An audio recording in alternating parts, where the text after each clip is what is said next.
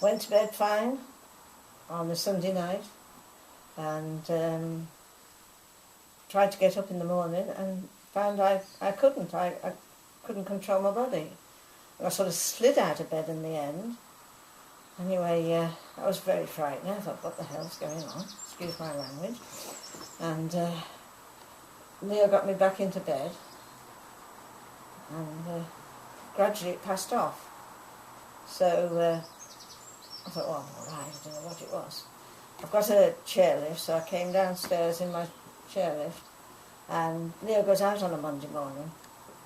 And so I said, oh, I'm fine now. Well, I felt fine. I went into the kitchen, prepared the dinner, did my usual things that I would do in the morning.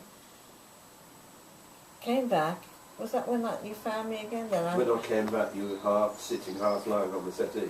Yeah. And once again, I couldn't get up. And then it really was more and more frightening. So, oh yeah, it kept going. That was strange. Yes, it kept going off, and I read my papers. And then you said you felt very, very tired. I said, well, why don't you go and have a sleep? Yes, yeah, I remember that bit now. And I went back up, and then it happened. Totally. So that was when you decided. So that's phone 999. And they came so quickly. They were brilliant. They really were. And said, it's hospital for you. I began to feel very frightened. And the reason I was very frightened, I began to suspect stroke because my mother had had strokes. In fact, she'd had 3, so I know how terrifying it is. Were you seen by one of our teams before you came out? Not the team that came to the house, no, just the doctor. Just the doctor. So anyway, I came home, and it wasn't until I actually come up the garden path, I thought, have I done the right thing? I suddenly thought, this is terrifying, I'm going to be here. We coped on the Saturday and the Sunday, yeah. But I did have a fall on one of the days. Was that the Saturday? The Sunday. On the Sunday I had a fall. Were you seen within that time? Not from the Friday. No, nobody came to the house. No, not then. No. And then you had a fall on the Sunday. Yes, it was a Sunday. Yeah. But we've got a nurse living next door. Oh, right. And she came in, and because Leo couldn't get me up, but she knew how to get me up. And she got me up, and she said, don't worry about it. They'll look after you. I said, well, I don't know when they're coming. Didn't really know anything, did we? Other than there was going to be people coming. Yes. And anyway, the first one arrived first thing on Monday morning. Monday morning. Ed, the physiotherapist. Yeah. And from the minute she came, I felt reassured. There was just something about her that... No, Ed first. Oh, him, yeah. Well, I mean, same difference, yeah. And he asked me all the things that were frightening me most. And I said, well, I can't get up. I said, if I sit in a chair, I can't get out of it. If I fall, I can't get up. He said, we'll teach you how. I said, I promise you we'll teach you how to do all these things.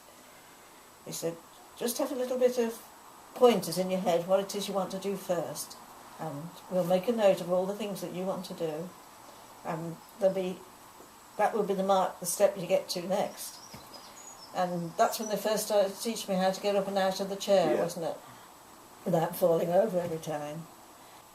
I think that was as much as we did the first day, mainly talking to me, wasn't it? And reassuring me. And you felt reassured? Oh, immensely. They seemed to know what they were doing. I think that was the big thing. And then they wanted to look around the house to see what help I was going to need in the house. Anyway, after that they started coming. Who came after him? Right, you had Ed the physio first, then Tammy the occupational therapist, and then Sue the occupational technician, all in that same week. Yeah. And they seem to have all the time in the world for you. Then they got me just getting up and how to back into a chair and how to put all my weight on my foot and how to stand before I tried to do anything else. Just get up. And it wasn't like carers or anything like that. It was just like having friends. They were so reassuring. And I had a good laugh with you, but things didn't exactly go as it should. And then they showed me how to go around my kitchen and how to use things without difficulty, pots and pans, silly little things, but the things that I wasn't able to do.